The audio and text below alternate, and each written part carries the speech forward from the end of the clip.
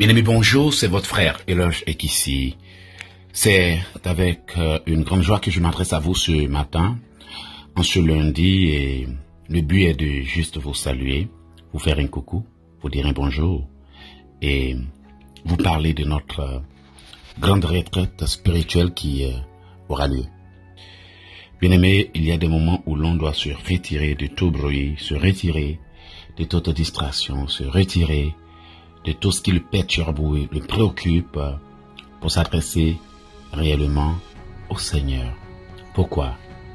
Parce qu'on a envie de comprendre ce qui se passe, on a envie de cerner ce qui se passe et on a envie de trouver des solutions à tout ce qu'on est en train de vivre. Alors, je vous invite à prendre part à ce grand moment de prière qui aura lieu à partir du 28 et qui se déroulera sur notre site www.oceandesgrâces.com. Tout ce que vous avez à faire, c'est d'aller soit sur oceandesgrâces.com et créer un nouveau compte si vous n'en avez pas encore, ou de vous connecter avec votre mot de passe si vous avez déjà un compte. Aujourd'hui, les choses deviennent de plus en plus difficiles et l'on a envie de savoir où il va. Aujourd'hui, on entend des bruits par-ci par-là et parfois, même en tant que chrétien, quand nous entendons tous ces bruits, quand nous entendons tous ces vacarmes, ces on-dit, ces j'aurais appris, ces j'ai vu, ces j'ai entendu, cela peut emmener le stress, l'inquiétude, la panique et même pousser certains à déprimer. Lorsque nous sommes face à des situations difficiles d'où nous ne parvenons pas à trouver les réponses à certaines questions, faute de concentration, faute d'organisation et autres, une retraite spirituelle s'avère nécessaire. Lorsque nous nous posons de multiples questions sans pour autant avoir des réponses et faisons face à de multiples difficultés sans avoir de solution, une retraite spirituelle s'avère nécessaire. C'est la raison pour laquelle j'ai décidé d'organiser cette retraite spirituelle en ligne pour permettre à certaines personnes de trouver des solutions à leurs problèmes. Parce que, selon moi, Eloge Ekissi, on ne peut trouver des réponses à certaines questions qu'en se retirant des bruits qui nous empêchent d'entendre Dieu. Se retirer, prendre un moment pour soi-même s'appelle prendre une retraite ou faire une retraite spirituelle. C'est exactement ce que le Seigneur Jésus faisait après avoir prêché toute la journée. La Bible dit qu'il se retirait toujours pour prier. Quand on parle de retraite spirituelle, cela peut varier pour certaines personnes. On peut se retirer pour quelques heures, on peut se retirer pour quelques jours, on peut aussi se retirer pour quelques mois selon notre disponibilité, mais le fait est de se concentrer, de réfléchir, de prendre le temps, d'analyser une situation, de parler à Dieu pour qu'il nous parle, pour qu'il nous guide, pour qu'il nous donne des directives par rapport à notre avenir. Il est important pour chaque chrétien d'avoir des moments de retraite spirituelle, d'autant que nous sommes dans un monde qui nous oppresse à tel point que parfois nous vivons mais pas pour nous-mêmes. En effet, beaucoup vivent mais pas pour eux-mêmes. Ils vivent pour leur patron, ils vivent pour leur entreprise, ils vivent pour le propriétaire de la maison, ils vivent pour les factures d'électricité. Et au final, quand ils analysent leurs 10 dernières années, ils n'ont rien réalisé pour eux-mêmes, mais ont beaucoup fait, soit pour leur entreprise, pour leur patron, pour leurs semblables, mais n'ont jamais eu le temps de véritablement se concentrer sur eux-mêmes afin de savoir comment leur vie va progresser, comment améliorer les choses et s'asseoir. Il n'est pas mauvais de travailler pour une entreprise, mais bien aimé, la Bible, la parole de notre Dieu déclare que le travailleur mérite sa paye. Il est donc important que quiconque se sacrifie pour les autres a aussi le droit d'avoir une vie aisée, une vie paisible, une vie stable. Mais qu'en est-il quand l'on se sacrifie en longueur de journée et passe toutes ces années à se casser la tête, à se stresser parce qu'il faut donner un bon résultat au patron, à se casser la tête parce qu'il faut faire plaisir aux autres et finit par vivre une vie misérable parce que, s'étant oublié, il a laissé entrer des problèmes, des difficultés et a fini par négliger certains points importants de sa vie sur lesquels on pouvait réfléchir, même si on était en train d'aider les autres. On pouvait aussi le faire, bien aimé, sans s'oublier soi-même. Pourtant, il nous arrive parfois de le faire, mais en s'oubliant soi-même. Même si aujourd'hui, une analyse profonde s'avère utile, une réflexion s'avère utile, ou même des grandes décisions s'avèrent nécessaires, il est important de savoir que on ne pourra voir clair, comprendre notre vie que si nous faisons une retraite spirituelle, c'est-à-dire que on prend un moment pour soi-même, d'où il n'y a pas trop d'amis pour nous accabler, trop de gens pour nous stresser, trop de problèmes auxquels il faut penser, mais un moment pour vérifier sa vie, pour voir à quel niveau nous sommes, un moment pour analyser notre progrès, pour savoir si nous avançons bien ou pas, un moment pour analyser nos destinées, pour voir si depuis ces 20 dernières années, ces 10 dernières années, ces 5 dernières années, nous avions été productifs ou pas, nous avions échoué ou pas, nous avions bien joué le rôle de la vie selon ce que Dieu nous a appelé à faire ou pas. En tout cas, rien que pour comprendre où on va, d'abord où on est quitté, ce qu'on fait là et où on va. Ce sont les 3 questions les plus importantes auxquelles un homme devrait vraiment s'affairer pour trouver des réponses. Où on est quitté, qu'est-ce qu'on fait là et où on va. Parce que en regardant d'où nous venons, nous pouvons tirer des leçons du passé pour savoir que pendant que nous étions en train de parcourir le chemin de la vie, nous avions eu des diverses difficultés. Donc, nous pouvons tirer des leçons de cette situation ou de ces différentes situations auxquelles nous avions été confrontés. De même, en analysant notre état présent, ce à quoi nous faisons face, ce que nous vivons, qui nous sommes, ce que nous faisons, comment nous avançons, comment les choses vont, quand nous regardons l'état actuel des choses, quelles leçons pouvons-nous donc tirer? Sommes-nous combattus, confrontés à des difficultés résultant de nos échecs passés ou à des problèmes résultant de nos mauvais choix, notre incompréhension de la vie? Parce que il y a aussi bien de personnes qui, malgré leur âge, n'ont pas encore compris leur vie réellement. Si je me trompe, vous pouvez me le dire, mais il y a des gens qui encore, même à 40 ans, se posent la question de savoir, mais Seigneur, je fais quoi sur cette terre? Pourtant, ce sont des gens qui ont vécu comme si de rien n'était. Si vous analysez bien ce que je suis en train de dire, vous comprendrez que effectivement, il y a beaucoup de personnes qui n'ont pas encore discerné leur destinée, qui n'ont pas encore découvert ce pourquoi ils vivent, pourquoi ils sont sur terre et qui, par conséquent, tournent en rond.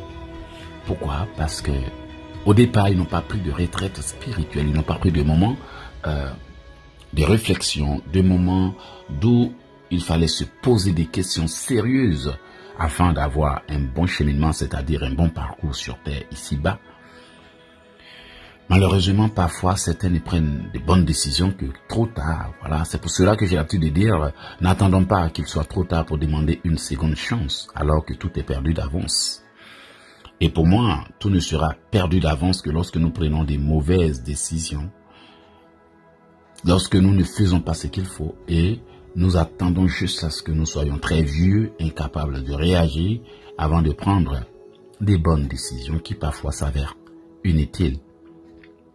Voici la raison pour laquelle, pendant que tu es là, je voudrais te donner l'occasion de réfléchir à ta vie, de préparer cette retraite spirituelle qui, pour moi, est un moment important de réflexion, un moment important de changement, un moment important de réorientation et des résolutions selon lesquelles nous allons décider que durant ce moment de retraite spirituelle, même si c'est 7 à 10 jours de retraite, peu importe le nombre de temps, il faut résoudre les problèmes les plus importants de la vie.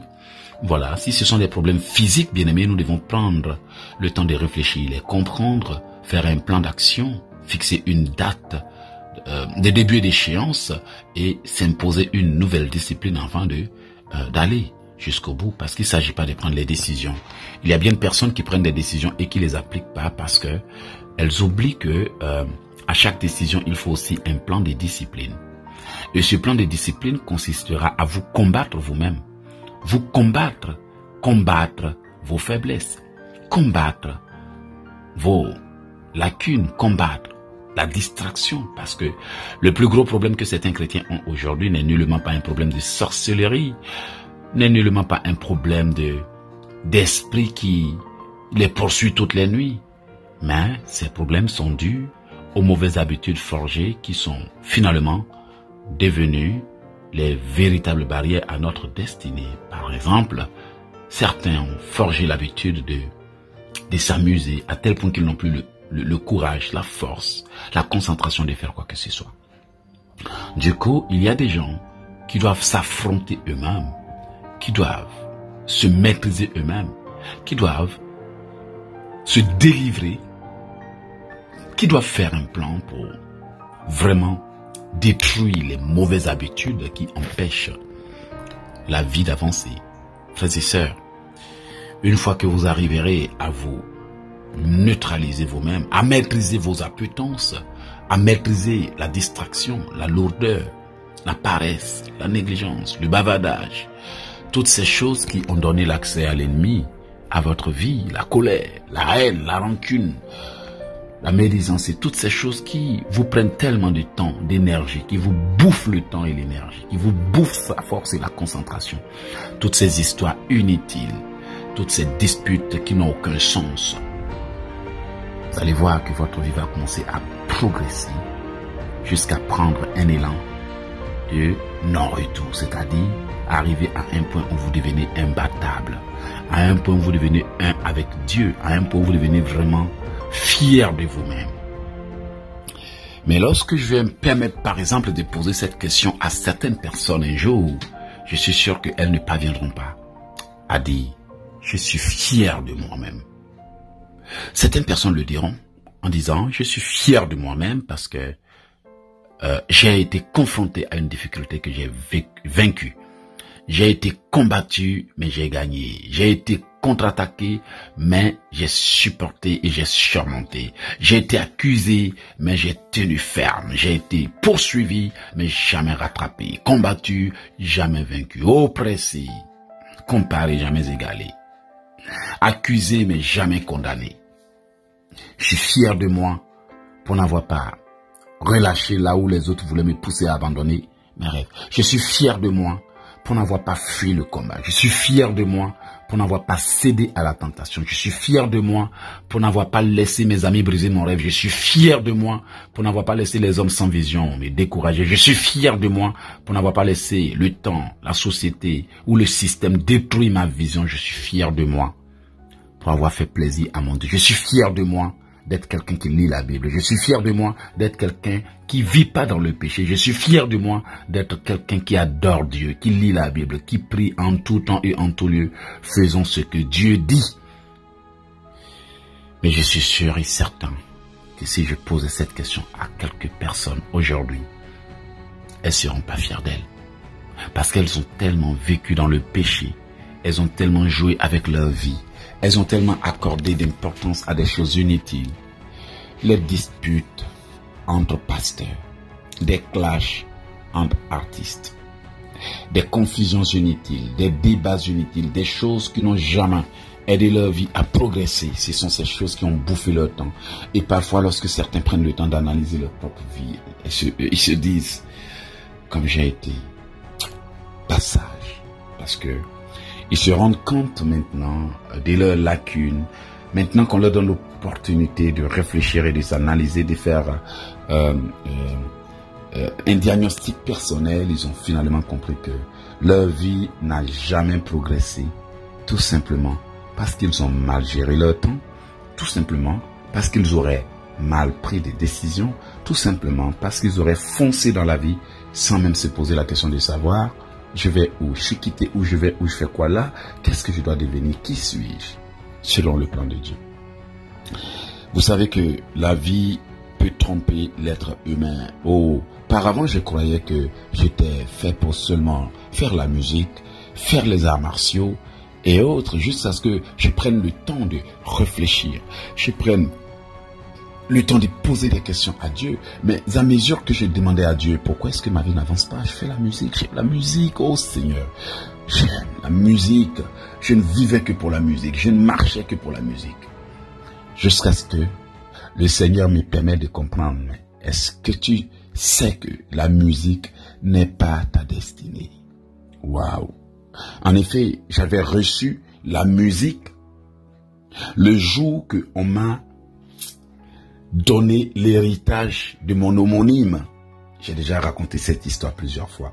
C'est-à-dire que l'homme dont je porte le nom, comme on le dit en Afrique, mon homonyme, venait de décéder et on devrait partager son héritage à ceux qui portent son nom. Alors ma grand-mère étant allée pour prendre une part de ces draps de lit qui faisaient partie de l'héritage pour me donner, le même jour, l'esprit qui habitait ce musicien du village, ce grand musicien qui était le seul musicien qui faisait danser les gens lors des fêtes traditionnelles, cet esprit s'est emparé à moi et j'ai commencé aussi à chanter dans les rues comme il le faisait auparavant. C'est à un certain moment de ma vie que j'ai compris que ce qui se passait n'était pas normal. Lorsque j'ai pris une retraite spirituelle, un moment de prière pour demander à Dieu, qui suis-je? Mais bien aimé, je vous assure que j'aimais la musique à tel point qu'on ne pouvait même pas m'empêcher de chanter à 5 heures du matin, à 6 heures du matin. Waouh! Tout portait à croire que ma vie était faite pour la musique seulement. La musique est une bonne chose, je sais. Mais la destinée d'une personne peut varier, donc il faut prendre une retraite spirituelle, parfois, pour savoir si cet esprit-là qui t'anime très fort, cette envie-là, cet amour-là, est-ce qu'il est justifié? Frères et sœurs, tu peux aimer quelque chose, tu te débats, tu luttes, tu fais tout, mais ça échoue au lieu de réussir. C'est là qu'il faut réfléchir si vraiment le Seigneur t'a appelé à le faire. Imaginez que j'étais champion des arts martiaux, médaillé d'or, d'argent et de bronze, sans oublier les trophées qu'on a gagnés par équipe et individuellement. Mais j'étais fauché, misérable comme un rat de campagne. C'est en réfléchissant que j'ai compris qu'il y avait autre chose qui m'appelait. Lorsque je suis venu dans la musique, bien aimé, la musique était pour moi tout ce qui pouvait exister de mieux. J'ai aimé la musique, investi tout mon argent. Je suis allé de studio en studio pour me faire escroquer et certains amis ont essayé un peu de m'aider. Et je me suis rendu compte que malgré mes efforts, je faisais toujours un songe dans lequel j'étais en train de publier des livres à travers le monde. J'ai ignoré ça. Pour la toute première fois où le Seigneur m'a dit d'écrire, j'ai écrit. C'était en 2006 que j'avais commencé à écrire. Et la vision m'a été donnée en 2002. Donc, quelque part, je savais qui j'étais destiné à devenir. Mais vous savez que à un moment de ta vie, tu peux savoir des choses. Et puis bon, paf, ça t'échappe, tu oublies que Dieu t'avait dit qui tu allais devenir. Et là maintenant, aujourd'hui, tu te mets à courir derrière ce que tes amis disent. Ah, mais pourquoi tu fais pas ça? Pourquoi tu vas pas ici? Ah, tes parents qui ne veulent pas te voir dans la pauvreté, dans le chômage, vont commencer à te suggérer des choses. Tes amis à qui tu vas aller demander de l'aide vont dire, mais pourquoi tu ferais pas ça? Pourquoi tu ferais pas ci? Bon, au lieu de t'aider, ils te font des suggestions. Donc, au cours de la vie, tu peux perdre ton objectif de vue et te retrouver à faire des choses qui ne sont que des suggestions de ce que les autres ont pris pour te corrompre la mentalité et te convaincre. Et finalement, tu te rends compte que tu es en train de faire quelque chose que d'autres ont désiré pour toi, mais tu as oublié ce que le Seigneur t'a dit depuis longtemps. Et finalement, tu te retrouves à faire quoi? Tu te retrouves à vivre hors de ton destin, hors de ta destinée, hors du plan divin. Parce que tu te serais fait détourner de ton but. Voici la raison pour laquelle une retraite spirituelle s'avère nécessaire. En 2008, encore, le Seigneur m'a dit d'écrire. J'ai écrit et je l'ai gardé. En 2010, c'est devenu très intense et j'ai fait encore un songe. J'ai écrit et je l'ai gardé. Et ce qui m'a permis de comprendre que j'étais appelé à réellement écrire. C'était un événement que je n'ai jamais expliqué à quelqu'un. Peut-être que je l'ai déjà expliqué, mais oublié.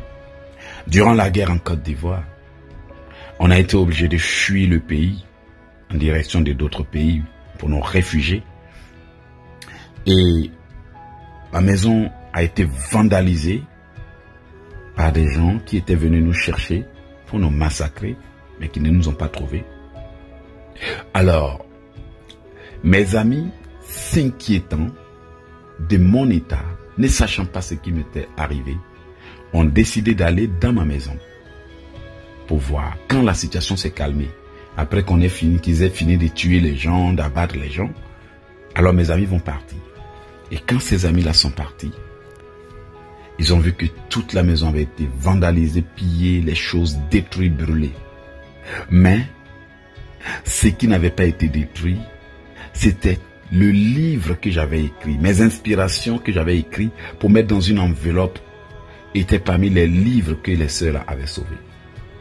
Alors, lorsque je suis retourné au pays, juste avant de venir au Canada, qu'est-ce qui va se passer? On me remet les documents. Et qu'est-ce qui va se passer? Je retrouve dans ces documents les écrits de 2010 et je les retrouve en 2012. C'est là que j'ai su que le Seigneur voulait vraiment que j'ai publié ces écrits. Je les ai gardés avec moi. Et lorsque je suis arrivé au Canada, j'étais en train de faire que la musique alors que je savais ce que le Seigneur voulait de moi. Alors, je fais la musique jusqu'à ce qu'un jour je décide réellement de prier parce que mon ingénieur de son me disait toujours, mais pourquoi tu ferais pas ça? Pourquoi tu donnerais pas la gloire à Dieu? Pourquoi? Finalement, je me suis dit, il faut réfléchir.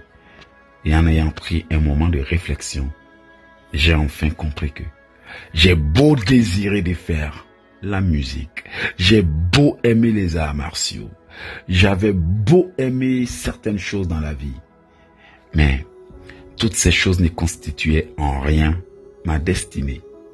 C'est vrai que dans les années 2005, j'avais commencé à arrêter le sport martial parce que je m'étais dit que j'aimais tellement évangéliser que j'ai abandonné les arts martiaux. En 2007, mes amis sont venus me voir pour dire que il y a un grand maître de l'université Wushu de Pékin qui arrivait et qu'il fallait forcément que je vienne participer parce que je faisais partie des meilleurs. Et je participe au stage.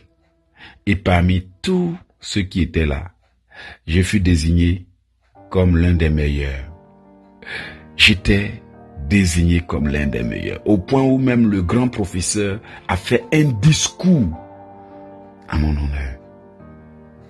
Ce qui m'a étonné, c'est que même pour entretenir les débuts d'entraînement de la grande salle, on m'avait désigné pour échauffer toute la salle avec tous ces grands responsables qui étaient là. Là, j'ai su quelque part qu'il dit non, il y a quelque chose de spécial. Comment se fait-il que je ne me suis pas entraîné pendant 2 ans et je vais participer à un stage après quelques jours d'entraînement, on me désigne comme étant le meilleur. Là, j'ai su que il y avait quelque chose de spécial en moi. Et ce n'est qu'en y réfléchissant que j'ai compris que, en fait, le don que Dieu nous donne peut être utilisé de plusieurs manières. C'est à nous de choisir si on doit investir ce don sur un bon travail ou si on doit investir ce don sur quelque chose de négatif. Du coup, on peut tout aimer et tout réussir. Mais ce qui va le plus nous apporter l'épanouissement, c'est le plan de Dieu.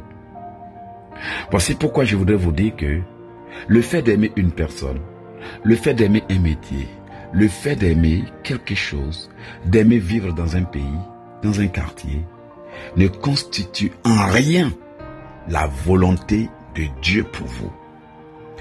La volonté de Dieu pour vous, c'est ce que Dieu va vous révéler, confirmer et attester que ces choses vous ont été destinées. Quelqu'un me dirait, mais comment le savoir? Bien-aimé, lorsque vous le vivrez réellement, vous saurez que vous êtes dans le plan divin. Parce que la parole de Dieu déclare que c'est la bénédiction de l'Éternel qui enrichit et il ne la fait suivre d'aucun chagrin. Qu'en est-il d'une personne qui croyait être au bon endroit, à vivre avec la bonne personne et demain qui se retrouve dans une situation misérable, souffrant de toutes sortes de choses et autres, de problèmes? C'est là que tu vas maintenant te poser la question, Seigneur, est-ce que je suis dans ton plan? Seigneur, est-ce ta volonté? Mais sa parole nous dit que pour reconnaître sa volonté, elle n'est suivie, d'aucun chagrin, d'aucune douleur, étant donné qu'il aurait créé pour nous, selon Jérémie 29, des projets de paix et de bonheur. En d'autres termes, dans le plan de Dieu, on doit vivre le bonheur. Même s'il arrive souvent des difficultés, Dieu nous aide à nous relever, parce que sa parole nous dit que si le juste tombe, il se relèvera.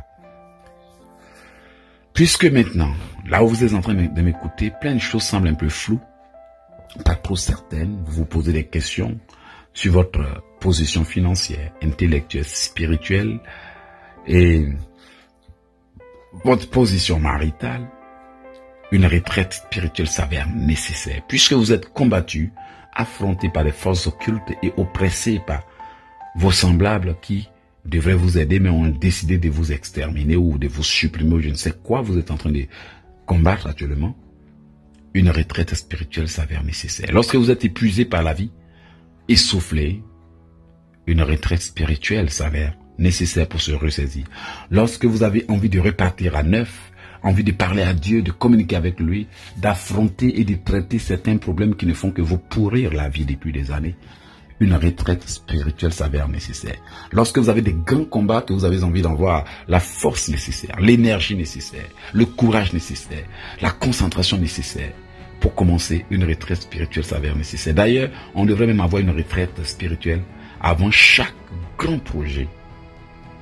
Tu vas prier un grand projet, un grand combat. Tu pries, Seigneur, je vais démarrer cette affaire. Je vais démarrer mon ministère. Tout comme Jésus-Christ l'a fait. 40 jours, juste avant de se lancer. 40 jours de jeûne. C'est comme ça normalement qu'on doit faire. Bien-aimé, là quand tu commences, tu as la force nécessaire. Quand tu commences, tu as la protection nécessaire. Quand tu commences, tu as l'énergie nécessaire. Quand tu commences, tu as la concentration nécessaire. Parce que bien avant de commencer, bien-aimé, tu as pris les mesures nécessaires, tu as neutralisé la distraction, tu as pris des moments de jeûne et de prière. Tu as demandé à Dieu du tonus, la détermination, la motivation. Quand tu commences, personne ne peut t'arrêter. Et c'est là que vient l'erreur. C'est de là que vient l'erreur des enfants de Dieu. Ils ne commencent pas leur projet. Ils se lancent dans le vide, sans protection, sans préparation. Et finalement, quand ils se lancent, ils ont tellement de problèmes qu'ils sont obligés d'abandonner. Ils sont tellement distraits, qu'ils sont tellement combattus, qu'ils sont obligés d'abandonner ou de mettre de côté certaines choses en attendant de revenir. Mais ils ne trouveront jamais le temps de venir, ni la force et le courage. Parce que s'étant éloigné, la motivation va s'éloigner, la concentration, d'autres choses prennent place. Et finalement, on oublie le projet principal.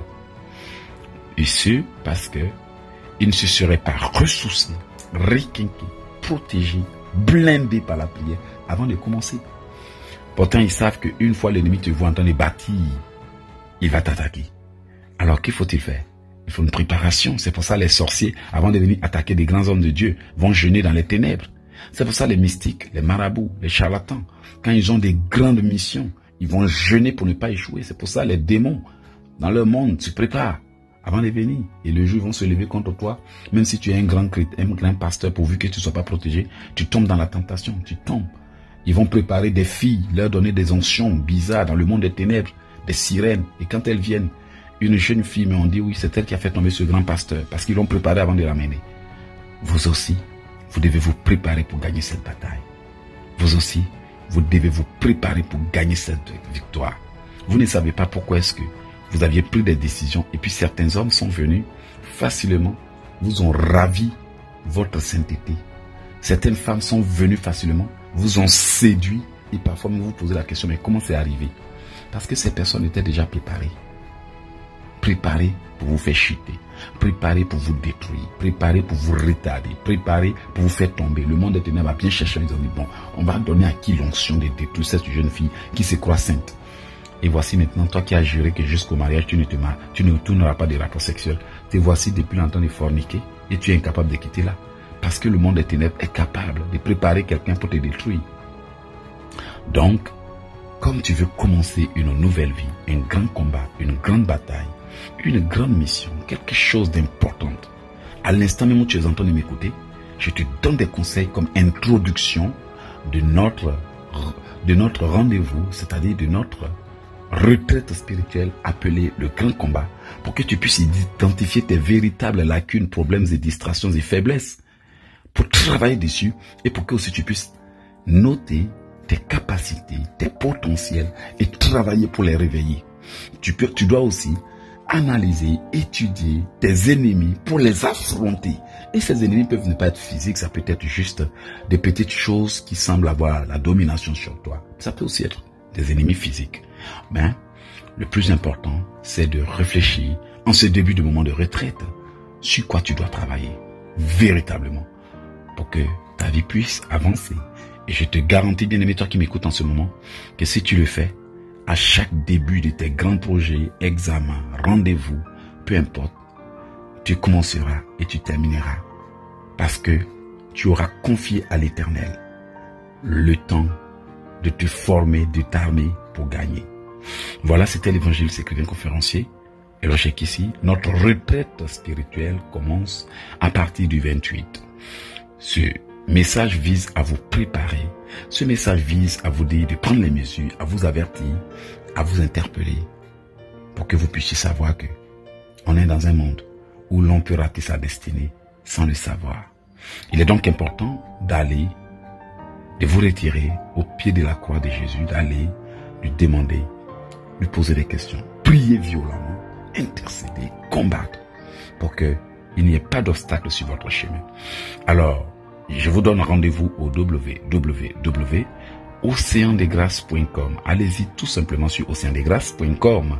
Si vous avez déjà un compte, connectez-vous avec votre email et mot de passe. Si vous avez des soucis, le contact de soutien est là, au point de connexion. Maintenant, si vous n'avez pas encore de compte avec Océan des Grâces, il vous serait très profitable de créer votre compte sur oceandesgrâces.com. C'est très facile et en plus c'est gratuit. Et lorsque vous vous connecterez, vous verrez le rendez-vous avec le destin, vous verrez la grande retraite. Dans les jours à venir, le programme sera déjà en ligne et c'est à votre égard la volonté de Dieu pour vous. Vous comprenez? C'est pour nous tous que Dieu fait ces choses-là. Alors, s'il vous plaît, n'attendez pas qu'il soit trop tard pour vous décider. N'attendez pas qu'il soit trop tard. La meilleure façon d'échouer, c'est d'attendre le bon moment pour réagir. Alors que vos ennemis sont en train de vous combattre nuit et jour. La meilleure façon d'échouer, c'est d'attendre le bon moment pour agir, sans pour autant créer ce bon moment. Que Dieu vous bénisse. C'était l'évangéliste écrivain conférencier Eloge Ekissi.